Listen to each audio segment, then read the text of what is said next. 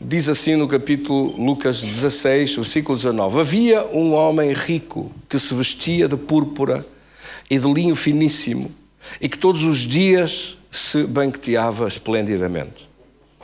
Havia também um certo mendigo chamado Lázaro, coberto de chagas, e que estava à porta deste e desejava alimentar-se das migalhas que caíam da mesa do rico, e até os cães vinham lamber-lhe as feridas.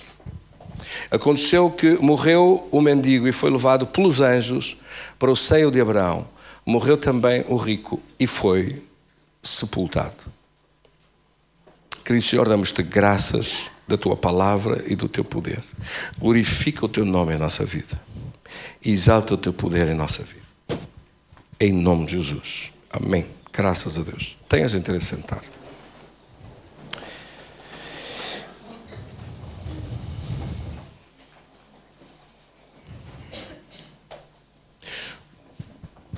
Há uma divergência nos teólogos. Uns pensam que esta passagem da Bíblia, até aqui destes versículos, o 19, o 20 e o 21 que nós lemos, onde diz que havia um homem muito rico, que se vestia esplendidamente, que tinha banquetes todos os dias, os seus manjares eram de grande delicadeza e aparato, e havia, por antítese, um mendigo à porta da sua mansão, da sua casa, que queria alimentar-se até das migalhas que caíam da mesa deste, e com muito sofrimento. E depois, de repente, para aqueles que dizem que isto é uma parábola, ela viria só até aqui. De repente o cenário muda. De repente a história da vida aqui termina.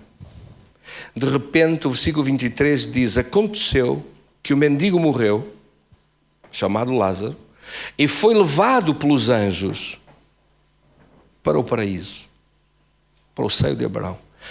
E morreu também o rico, e aí não diz mais nada de ser levado por anjos.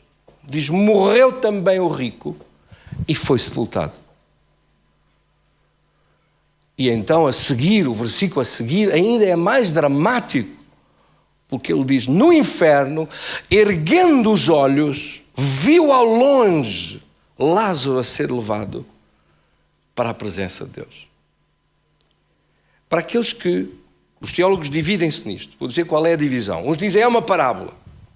Eu sou mais da opinião, eu já disse algumas vezes também, pensando em uma parábola, mas sempre disse que a parábola, a ser verdade que era uma parábola, a parábola terminava aqui no versículo 21. Hoje, no entanto, eu penso um bocadinho diferente. Penso que não é uma parábola, porque ela não se compara com as outras parábolas. Primeiro, nunca aparece em parábola nenhuma uma identificação clara acerca de um nome. E aqui existe um nome. O nome deste homem que se chamava Lázaro e que era um servo de Deus. Em vez de uma parábola, podia ser uma parábola, podia ser uma hipérbole, mas dentro das figuras de estilo literárias que são usadas na literatura, sempre foram, há também a figura da antítese. Portanto, para mim, a minha opinião pessoal, eu sou mais daqueles que acreditam que isto não é parábola, mas uma antítese. Porque Jesus diz assim: havia um homem rico. Não disse o nome, mas disse existia um homem rico que vivia esplendidamente. E antítese, porque antítese? Porque são apresentadas duas figuras completamente antitéticas, completamente opostas na sua qualidade, na sua visão do mundo, na sua vida, nas suas escolhas, nas suas opções e também nos seus caminhos de vida e, por fim, nos seus destinos eternos. E é por isso que é uma antítese. Porque eles não podem ser mais antitéticos, não podem ser mais divergentes. São completamente diferentes nas suas opções, nos seus critérios, nos seus valores, naquilo que valorizam, naquilo em que creem. e naquilo em que vivem. E são apresentados dessa forma. É apresentada mais com a figura de uma antítese do que de uma parábola. Por isso eu creio mais que se trata de uma parábola, porque Jesus disse que havia. Se ele dissesse, era uma vez uma história que vou contar e que vou... Não, mas não diz nada disto. Diz que havia um rico. E se havia, a questão que nós colocaremos é esta: havia ou não havia? O que é que você acha? Se ele diz que havia, ele não mente, não pode mentir, não pode dizer havia, mas era a brincar, não era a sério. Havia, mas afinal não existia. Não pode. E mais pior ainda piora mais a situação quando ele diz logo depois que o servo de Deus, era Lázaro.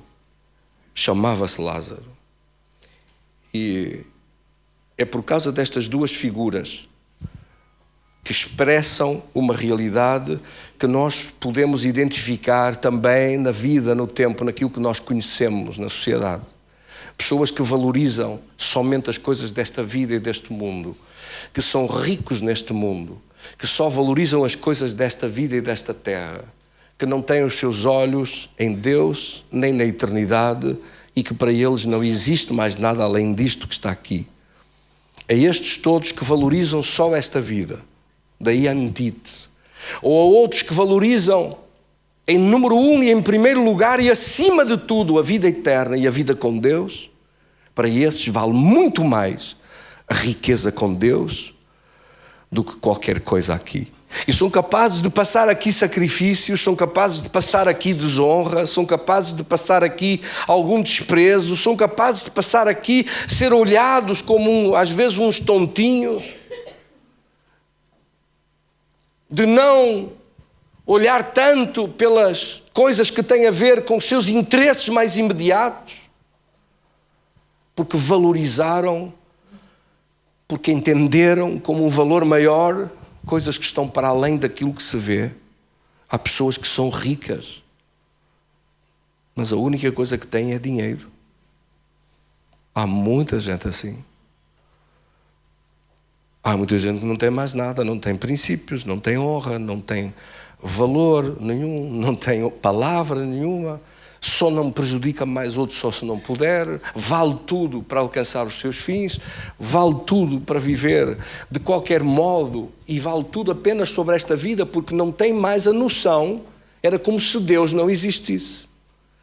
Era como se um dia não estivesse na presença de Deus e não tivesse que apresentar contas diante de Deus. Era como se tudo se resumisse aqui a esta vida. E por isso são dois conceitos completamente opostos de valores, de princípios, de depender e fazer depender a sua vida e as suas opções. A nossa vida é feita de opções. As nossas opções têm a ver também com os motivos, com as motivações, com aquilo em que nós queremos, com aquilo do mais profundo do nosso ser em que nós acreditamos. Quais são as motivações para as decisões deste homem rico? A única coisa que nós vemos dele, daquilo que Jesus disse, é que ele se vestia de linho finíssimo. O linho finíssimo era usado nas vestes dos sumos sacerdotes. Os sacerdotes vestiam-se de linho finíssimo para fazer as cerimónias diante de Deus. Era, na altura, a roupa mais cara. Mais cara, a roupa caríssima. Para a época, equivalia umas vestes destas, umas roupas destas, do pescoço até aos pés, equivaliam quase a um ano de salário de um trabalhador médio. Era uma coisa incomportável, era uma coisa tremenda de valor que custavam as vestes do linho finíssimo. Este homem vestia-se diariamente assim e de púrpuras. E diz expressamente que a vida dele era regalada e esplendidamente, era uma vida de banquetes. Portanto, ele não olhava a gastos nenhuns para viver sumptuosamente. A sua vida era esta. Os seus alvos como desejos à sua frente de viver eram estes. Não o vemos a olhar para cima, não o vemos a olhar para nada mais para Deus, nem o vemos sequer a olhar para Lázaro, embora o conhecesse. Mas é interessante que também sobre este aspecto, ele vê o mendigo, que aqui é apresentado como Lázaro, e aqui é que está antítese também, que é exatamente o oposto disto, uma pessoa sofrida sobre este mundo, uma pessoa que não valoriza as coisas deste mundo para si, que tem os seus olhos postos em Deus, que quer as coisas de Deus, que é considerado ou desconsiderado sobre esta terra porque ele não tem os mesmos valores, não olha as mesmas coisas, não valoriza as mesmas coisas do mesmo modo. E por isso é desprezado por aqueles que veem apenas no materialismo da vida e nas coisas deste mundo o fim e o termo final da sua existência. E ele o conhece. Ele afinal conhece. Conhece-o, mas não faz nada para minimizar o sofrimento. E ele tem capacidades para isso. E ele tem posses para isso. Ele podia alterar. Não diz aqui que ele fez nada para Deus. Zero. Deus não tem nada deste homem. Se o outro era um servo de Deus, se o outro era alguém que servia a Deus, se o outro era alguém que valorizava e colocava Deus em primeiro lugar, se a riqueza que Lázaro tinha era a presença de Deus na vida dele, não vemos qualquer relação entre eles os dois, a não ser que ele esperava que da mesa do rico viesse alguma coisa. Era o costume na época, as pessoas comiam com as mãos, sabe? Era o costume na época limpar as mãos com pão. Limpava-se as mãos, limpava-se com pão seco e limpava-se as mãos e depois deitava-se aqueles pedaços de pão cheio dos molhos da comida fina e delicada e era deitado fora. Era isso que muitas vezes era reunido e era deitado aos pobres ou dado aos pobres. Era das mãos limpas dos senhores à mesa que limpavam as suas mãos finas e delicadas e que depois reuniam esse pão com aqueles molhos que vinham juntos. E por isso é que diz aqui esta coisa interessantíssima, diz que ele esperava alimentar-se das migalhas que caíam da mesa do rico. Aquilo eram chamadas migalhas. Mas não eram as migalhas como nós vemos hoje, migalhas, os bocadinhos que ficam em cima da mesa e que alguém que apanha e que deita fora, ou que deita aos passarinhos, ou que... Não eram essas migalhas, isto eram chamadas as migalhas, quando aqui diz na Bíblia, as migalhas dos tempos bíblicos, eram as migalhas das mesas dos senhores que saíam com a limpeza das mãos deles. Esperava isso, diz aqui, esperava alimentar-se das migalhas que caíam da mesa do rico. Até os cães vinham lamber-lhes feridas. Significa que aquele rico tinha uma bondade pelo seu próximo e pelos sofrimentos dos outros abaixo de cão. Os cães compadeciam-se mais do sofrimento dos outros que ele. E há pessoas assim, não têm um pingo de compaixão de nada. Não olham minimamente para o sofrimento, seja do que for. Toda a vida está centrada em si próprios. Vive numa completa... por isso é que se chama o egocentrismo. O seu eu está no centro giratório da sua vida. Tudo gira em volta do seu eu. Assim está este. Não existe nada para fora. Não sai dali nada. Nem migalhas saem. E repare, se havia gente que tinha possibilidade de tirar para fora pedaços de pão molhados em bons molhos, era este. Sim ou não? Mas nem isso saía. É caso para dizer como o outro é tão sumítico, tão sovina, tão avarento, que nem sarna dá. Nem sarna. Nem sarna a cão ele dá. Podia, nem isso dá. Dá nada. Dali não sai nada. Portanto, daqui não sei nada. E as escolhas de vida do que é valorizado. Há pessoas que dizem, esta vida são 2 dias, precisa ser esperto e tal. Não olhando a meios para conseguir os fins que deseja, mas de repente a história acaba ali e de repente a página virou e nós vemos na dimensão do mundo espiritual. Esse mundo espiritual ao qual nós pertencemos. Eu gostava que os irmãos todos percebessem bem que você está aqui, estamos aqui todos, estamos vivos, estamos aqui. Mas dentro deste corpo que cada um de nós tem, é que está a pessoa. E esta pessoa que está aqui dentro é uma pessoa espiritual, feita de uma substância eterna que não morre. Você e eu não fomos feitos para morrer. Nós não morremos. Nosso espírito e a nossa alma não morrem. O corpo pode morrer, mas o espírito e a alma não. Assim, de repente, veja o que acontece. Aqui já não é parábola, aqui já não é antítese, aqui já não é figura literária, aqui já não há opostos, aqui de repente a página muda e diz assim: e aconteceu que o mendigo morreu e foi levado pelos anjos para o seio de Abraão. Morreu o rico e foi sepultado. E agora de repente então, versículo 23 diz: no inferno. Está no inferno por quê? Por ser rico? Não. Deus não tem nada contra o bem-estar, a riqueza, viver-se bem e ter coisas e não lhe faltar nada. Deus não está contra isso. Mas Deus está contra o egoísmo. Deus está contra a ganância. Deus está contra o prejuízo dos outros. Deus está contra prejudicar outros, passar por cima deles e calcá-los e pisá-los para tirar todo o proveito possível e nem migalhas lhe dar. Deus está contra isso. Deus está contra a soberba. Deus está contra a afronta à sua própria palavra e o desrespeito pela sua própria palavra. Deus está contra viver-se com os olhos apenas sobre esta terra e não olhar para cima, para Deus, e viver sem Deus uma vida que pode ser uma vida de sucesso, que pode ser uma vida que tenha aparentemente tudo, mas que um dia termina. E quando terminar, vai ter que apresentar contas diante de Deus do que foi a sua vida, do que foi a sua vida sem Deus, do que foi a sua vida com aquilo que Deus lhe deu. Deus deu-lhe capacidades, inteligência, sabedoria, competências. Deus deu-lhe muitas coisas. O que é que fez com essas coisas?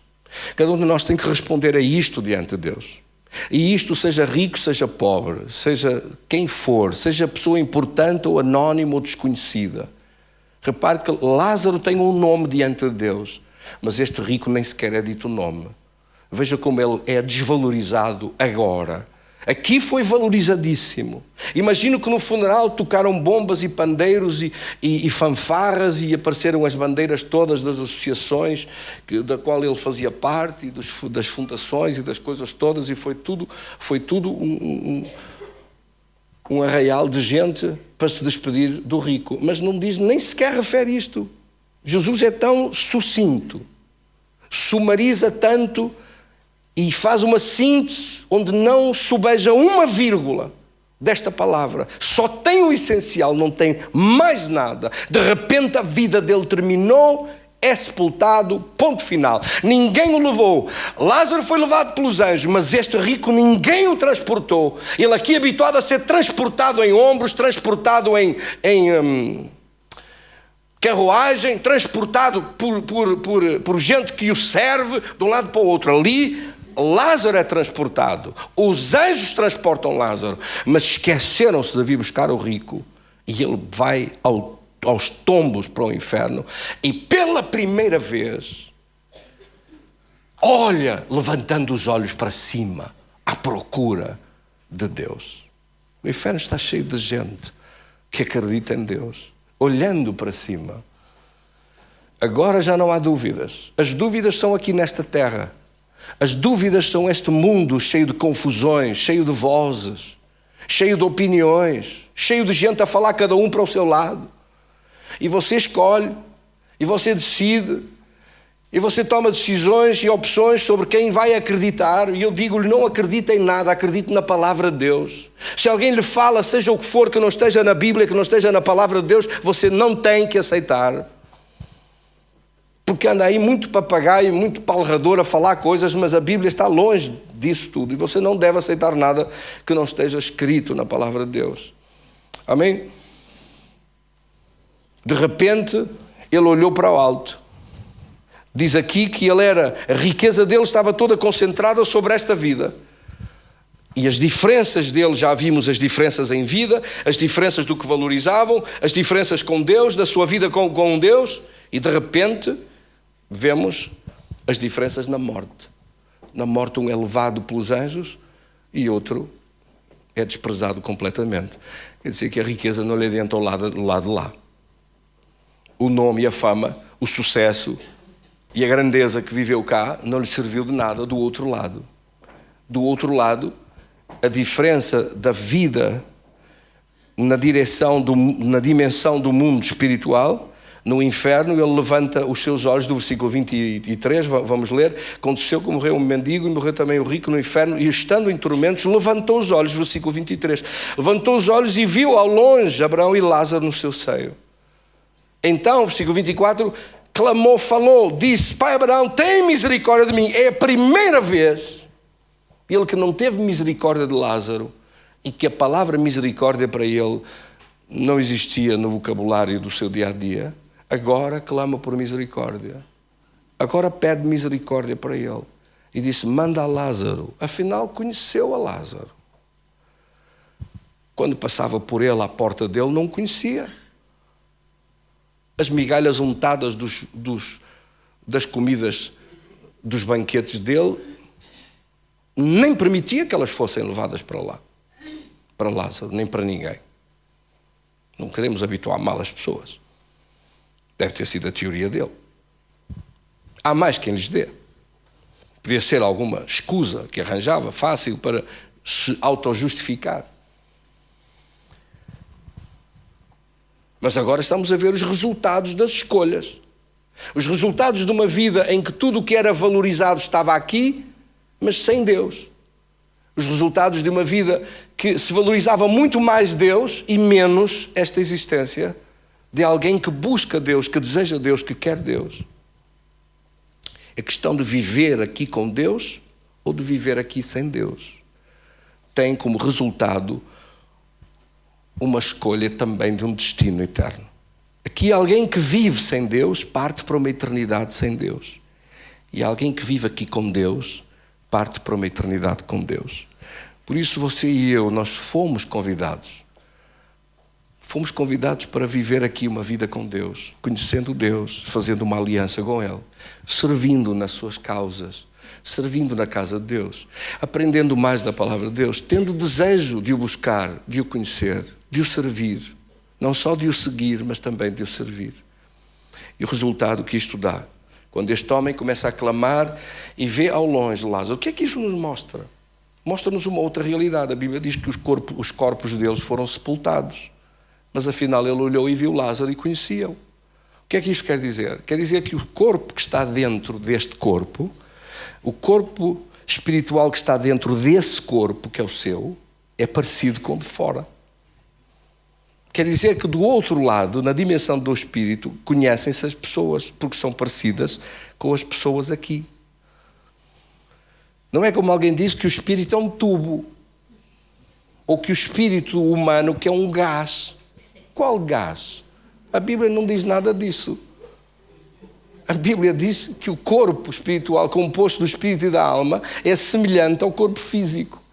Que ele olhou, levantou os olhos, tinha olhos. Então o corpo espiritual é tão igual a este, é tão parecido com este, que se olha e vê: olha, vai ali fulano tal. Ele disse: olha, vai ali Lázaro. E olhou e viu Lázaro e falou. E falou, tinha voz, ouvia-se. O outro ouviu, tinha ouvidos e ouviu. E responderam-se e falaram. E viu que era Lázaro e disse que venha molhar a ponta do dedo em água. Está habituado a dar ordens. Venha molhar a ponta do dedo em água para refrescar a minha língua, que eu estou aqui atormentado. Habituado a dar ordens, habituado a não pedir, dá ordens, diz: faça isso, mais nada. Isso é que eu lhe pago, ponto final. Nem sequer pede, ele dá ordens, ele está habituado a dar ordens. Manda aqui Lázaro, disse, pediu uma entidade superior, pediu a autoridade que lá estava. Abraão, viu Abraão, manda aqui o Lázaro. Ele que traga o dedo molhado em água. Aí tem água, eu estou a ver aí água. Aqui não há nada, aqui neste inferno. Isto é uma desgraça. Como é que eu vim parar aqui? O homem está surpreendido. O homem está revoltado. Como é que eu vim parar a um lugar destes? Então, na noite passada tive um banquete extraordinário em minha casa. Água, havia água. Mas quem queria água com um vinho finíssimo daqueles que estava na mesa? Agora quero água, não há aqui água. Ele que venha molhar o dedo molhado em água, ele bastava-lhe um dedo molhado em água para saciar o sofrimento dele. Veja bem, Além de que o corpo em espírito tem dedos, tem língua, tem olhos, tem tudo igual a este, e ele pediu que viesse um dedo molhado em água. Sabe o que significa isto? Que o sofrimento de alguém, de uma sede indescritível, pela paz, pela presença de Deus, pelo conforto. Ele que tinha tido todos os confortos aqui, agora não tem nenhum, nem sabe o que isso significa de conforto. Já era conforto um dedo molhado em água. Quem de vocês quer um dedo molhado em água? Em primeiro lugar, você olhava e dizia, sei lá onde ele andou com o dedo. Para que é que eu quero um dedo molhado em água? Eu quero um copo de água, uma garrafa de água, um dedo molhado em água. Eu não quero dedo nenhum. Mas ele disse um dedo, já chega, um dedo, que venha só, não pediu um copo, não pediu um vasilhame desse cheio de água, não pediu assim, não pediu nada, pediu um dedo, já era suficiente, porque o desespero era enorme. Um dia Deus mandou-me fazer um jejum de 5 dias à água. Eu digo-lhe, foi o jejum mais difícil que eu fiz. 5 dias à água é alguma coisa indescritível. Não comer, já fiz jejuns de 40 dias sem comer. Mas não beber água é alguma coisa que eu nem tenho palavras para descrever, o desespero que é. Eu entendo um bocadinho o que é isto. Deus um dia deu-me essa ordem, diz, faz um jejum de 5 dias, sem comer nem beber. Ao 3º dia eu estava quente demais. Ao 4º dia acho que já saía fumo. Ao 5º dia eu não tinha sossego ao 5º dia. Ao 5º dia eu não parava. O desespero, o mal-estar, o desespero. Eu percebo um bocadinho o que é isto. Acho que Deus me fez passar essa experiência para eu poder perceber um pouco o que é. Mas não há comparação. Sabe que no fim daqueles 5 dias, quando terminaram as horas do jejum, e chegou à meia-noite para eu poder comer, eu não queria comer nada. Eu só queria água. Eu comecei a beber. E a água era tão boa. A água era a melhor coisa do mundo. Não havia nada que me pudessem oferecer. Eu não queria pérolas. Eu não queria ouro. Eu não queria riquezas. Eu não queria nada. Eu só queria água. Eu comecei a beber água. Eu bebi água. Era um sabor tão bom. Era uma coisa, era um banquete enorme. E o meu corpo começou a recuperar daqueles 5 dias sem água, que eram um suplício. O último dia, 24 horas, não dormi. Eu acho que se não fosse Deus ter-me dado aquela ordem, eu tinha morrido. De tão mal que eu estava, tantas dores no corpo, a falta de água. Eu nunca autorizo ninguém na igreja a fazer jejuns sem água. Se quiser fazer jejum, pode fazer. Se for mais de 3 dias, fale comigo, que eu não quero que você faça jejum sem eu estar informado. Sem comida pode, sem água não. Sem água nem um dia quero que você faça, sem me avisar. Significa que eu tenho que estar ou perto de si, ou a saber o que é que se passa, ou próximo para o ajudar, caso tenha alguma necessidade. Não quero ninguém a fazer isso, é muito perigoso. Tem que ser mesmo uma revelação de Deus. Eu só fiz porque foi Ele que mandou. Porque eu nunca faria isso por minha livre iniciativa, um jejum sem água. É extremamente perigoso. Ao 5º dia, eu não dormia, não estava quieto, tremia o meu corpo todo. Estive assim, com dores horríveis, durante o dia, a aproximar-se a hora para poder beber água. Não tenho palavras para descrever isto. Por isso eu sou capaz de perceber um bocadinho o que este homem, multiplicando isto por sei lá quantas centenas de vezes ou milhares de vezes, o que ele estava, o desespero dele no inferno. Ele disse que era um dedo. Um dedo já era suficiente. Eu bebi vários copos de água seguidos. Saboreei a água. Comi a água. Mastiguei a água. Fiquei com a água na boca de um lado para o outro, a deliciar-me com o prazer da água. Só sabe isto quem passou uma coisa destas. Senão não percebe isto que eu estou a dizer. Custa perceber, eu sei que custa. Eu sei que custa perceber. Mas e ele para pedir um dedo? Bem, o que eu passei à beira do que este estava É uma coisa incomparável. Porque para ele já era suficiente um dedo. Ninguém quer um dedo a cair uma gota d'água. Ninguém quer isso. Alguém para pedir isto no seu juízo perfeito tem que estar num total, absoluto, descontrolado desespero. Que seja suficiente um dedo molhado em água. É este o desespero que você analisa ao ver o inferno. Vê pessoas, vê gente, conhece-os. E ele conhece, olha para cima e reconhece. E vê o seu estado de separação naquele abismo. Aqui diz então que ele disse, não pode passar daqui ninguém para aí, nem daí passar ninguém para este lado. Pronto, lá se foi a teoria do purgatório que a Igreja Católica inventou. Lá foi.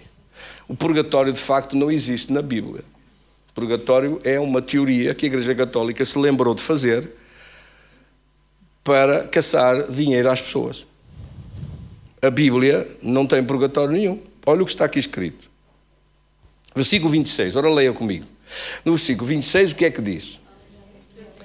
Além disso está posto um grande abismo entre nós e vós, de modo que os que querem passar daqui para vós não podem, nem os daí, os de lá, passar para nós. Não é possível.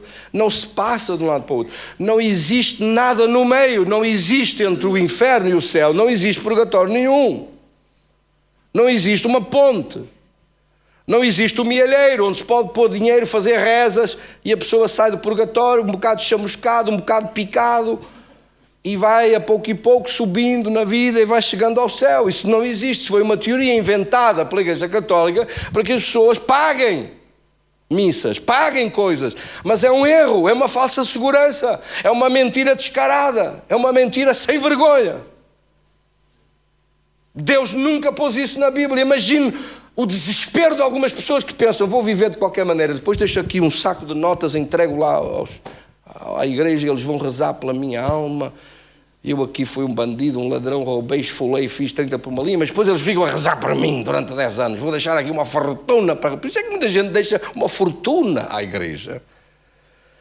Pela consciência conspurcada que tem, pela vida que olha para si e pensa, eu vou fazer isto para desconto nos meus pecados.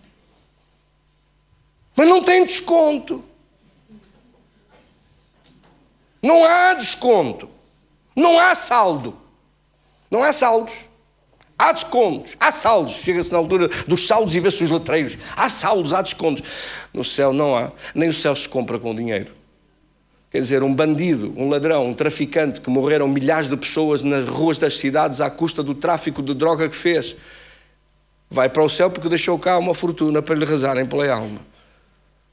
E um desgraçado de um toxicodependente que morre cheio de chagas, cheio de sida, cheio de doenças, cheio de problemas, que não teve nem ninguém para cuidar dele, que o enterram, nem sabem quem era e de repente abrem um buraco e enfiam-no lá. Mas que era um desgraçado que clamou pela misericórdia de Deus e nem teve ninguém nem para o amparar. Este vai para o inferno porque não há dinheiro para lhe rezar por ele. Acha que o céu se compra aos talhões e com dinheiro? Alguém pensa uma coisa dessas? Só alguém muito obtuso, só alguém muito ignorante é que pensa que o céu se compra e vende. Deus é um Deus de justiça e é um Deus que retribui a cada um conforme as suas obras. É um Deus que espera que a pessoa se arrependa e mude a sua vida e ganhe juízo e ganhe um caminho novo e comece a viver com Deus e peça perdão dos seus pecados e Deus perdoa-lhe os seus pecados. Mas não é com dinheiro, é com o sangue de Jesus. Para isso é que Jesus veio e para isso é que Jesus derramou a sua vida na cruz para nos salvar e nos purificar toda a injustiça. É preciso falar a verdade às pessoas. É preciso dizer a verdade. Não enganar com mentiras. Não enganar as pessoas e sacar-lhes dinheiro enganando-os e mentindo-lhes e vendendo-lhes coisas que não têm nada a ver com a verdade, com a realidade. Iludindo as pessoas. Assim as pessoas ficam a acreditar numa ilusão. A acreditar numa coisa que não é firme, que não é segura, que não é verdade. É como se estivesse a assinar um contrato e a outra parte está-lhe a dar um contrato falso. Você pensa que está seguro e não está seguro nada. É pior pôr a sua alma num seguro desses do que aqueles que fizeram as assinaturas dos contratos com o BES. puseram o dinheiro lá, puseram a sua confiança lá, puseram as coisas lá e assinaram, disseram assim, senhor, está seguro. Está seguro? Como é que está seguro? E este caso é pior, porque o dinheiro perde-se, mas a vida continua, sim ou não? Agora, a vida eterna, pôr a sua segurança, assinar uma aliança com uma coisa que é falsa e que depois no final quer ver o resultado disso, e o resultado disso é uma condenação eterna. Como é que vai sair desse lugar? A Bíblia diz que não sai desse lugar.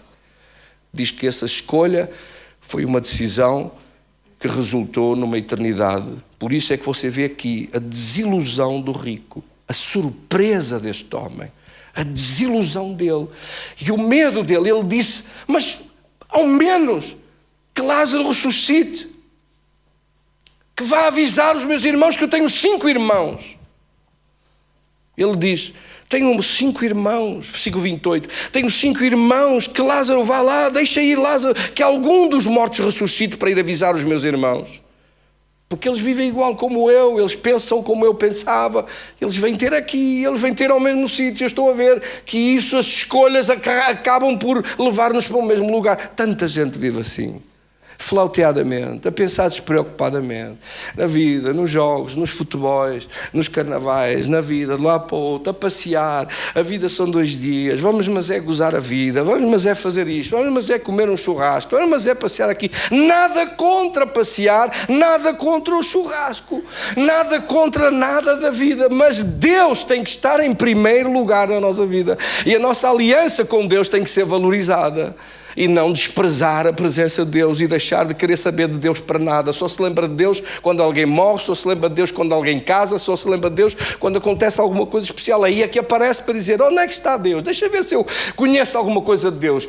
Até pode ter Bíblias em casa, todas ornamentadas, todas encapadas em capas de ouro, guardadas nos armários para mostrar aos amigos aquela obra de arte extraordinária que custou uma fortuna, mas que não se abre para ler. É melhor ter uma Bíblia dessas que custa 10 euros e toda arriscada e toda anotada e toda trabalhada, porque ela é um instrumento de trabalho para nós podermos trabalhar e ler a palavra de Deus.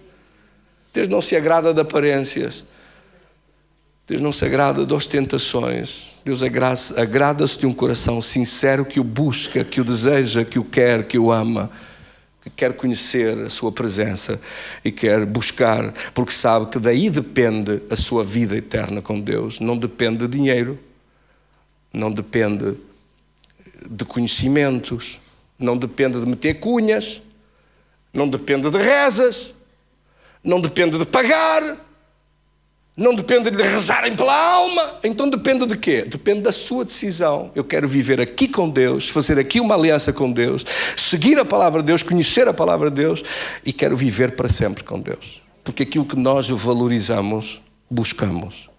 Se alguém valoriza, é importante tirar a carta, vai tirar a carta para conduzir. Se é importante aprender inglês, vai para a escola e aprende inglês. Porque é importante para a sua vida. E Deus não é importante. A palavra de Deus não é importante, então não pode ser desprezada. O que este rico fez, ele foi mais condenado por aquilo que não fez do que por aquilo que fez.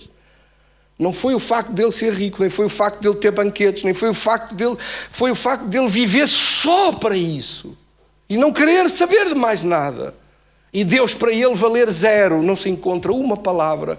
E por fim, quando já está no inferno, mesmo assim, a desilusão dele é tão grande que no versículo 30, quando Abraão diz, não, até se um santo qualquer, um homem qualquer de Deus comesse Lázaro, ressuscitasse e fosse avisar os teus irmãos, mesmo assim eles não acreditavam.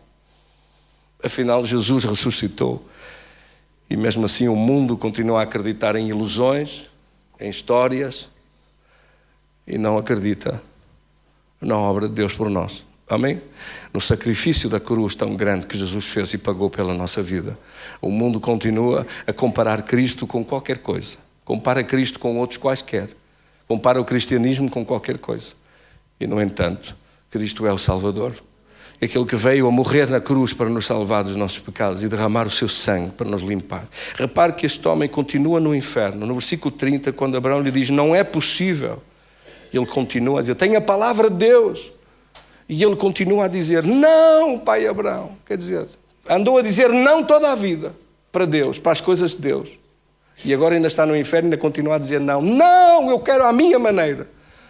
erro de tanta gente que acaba no inferno por querer Deus à sua maneira. Tudo tem que ser Deus à sua maneira. Tem que ser como Ele quer, tem que ser como ela quer, tem que ser como Ele acha, tem que ser como ela acha. O mundo está cheio de pessoas que querem um Deus à sua maneira. Que mesmo no inferno continuam a dizer não, pai Abraão. No versículo 30 está escrito isso. Diz ele, não, pai Abraão, se algum dos mortos ressuscitasse, eles se arrependeriam, os meus irmãos arrependiam-se. No entanto, tem ressuscitado tantas pessoas. E Jesus, que é aquele que venceu a morte e ressuscitou ao terceiro dia, e que mais é que nós precisamos para colocar a nossa vida nas mãos de Deus e tomar um compromisso sério de uma aliança firme com Deus. Amém? Quantos aqui têm um compromisso com Deus? E uma aliança firme com Deus, com a sua vida? Diga isso comigo então. Tenha a gentileza de ficar de pé. Em vez de não, nós dizemos sim. Amém? Diga isso comigo. Em vez de não, nós dizemos sim. Sim a Deus e sim à sua palavra. Sim à sua presença em nossa vida. Nós queremos a presença de Deus na nossa vida. Queremos o poder de Deus na nossa vida. Queremos a graça de Deus na nossa vida. Nós queremos viver na sua presença e na sua intimidade. E oramos porque não haja separação com Deus. Porque uma separação aqui com Deus equivale a uma separação para sempre com Deus. Aqueles que vivem agora aqui separados de Deus vão partir um dia para uma eternidade separados de Deus. Nós não fomos chamados para viver separados de Deus, mas ligados com Deus. Esse é o nosso convite. Feche seus olhos um momento, coloque sua mão em seu peito, e se tem esse desejo no coração de fazer essa oração, faça comigo. Senhor, eu não quero estar separado de Ti. Quero estar em Tua presença. Quero viver a Ti aqui, contigo, Senhor, com a Tua palavra. Quero Te conhecer. Quero seguir o Teu caminho e quero Te servir. Coloco a minha vida nas Tuas mãos. Ajuda-me a seguir a Tua palavra, a dizer sim e a rejeitar o não. Quero aqui viver diante de Ti e dar frutos para Ti com a minha vida. Eu tenho a Tua palavra. Eu quero conhecer a Tua palavra. Ajuda-me a aprender a Tua palavra, a conhecer mais da Tua vontade para mim, do que Tu queres que eu faça, de como queres que eu viva, de como eu Te posso seguir, de como eu Te posso servir. Coloco a minha vida nas Tuas mãos. Ajuda-me a fazer mais para Ti. Eu me entrego a Ti. Peço a Tua misericórdia para mim. Este é o tempo em que eu tomo esta decisão. A partir de hoje, colocando minha vida nas Tuas mãos, para Te servir todos os dias que eu tenho para a frente, para viver, em nome de Jesus. Amém. Coloque só mais seu peito e deixe-me orar por si. Querido Senhor, Tu ouviste esta oração. Tu sabes o desejo do coração dos meus irmãos e irmãs em Cristo. Tu conheces o mais profundo do nosso ser e Tu ouviste cada palavra dita com seriedade, com intenção, com vontade, com uma decisão firme de Te seguir, de Te agradar.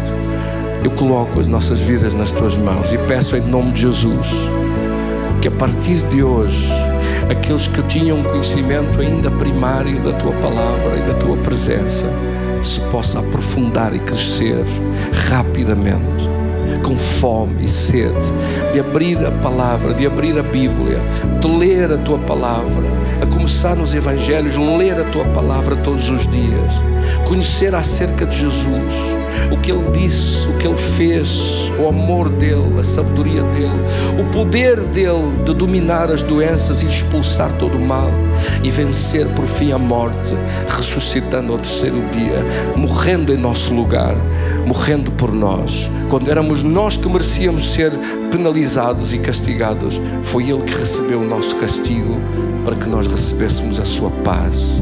Hoje eu Te agradeço de todo o coração por esta salvação e vida eterna daqueles que ao ouvir esta palavra tomam igualmente esta decisão. Que sejam abençoados hoje poderosamente em nome do Pai, do Filho e do Espírito Santo. Amém. Damos um aplauso para este Senhor maravilhoso. Graças.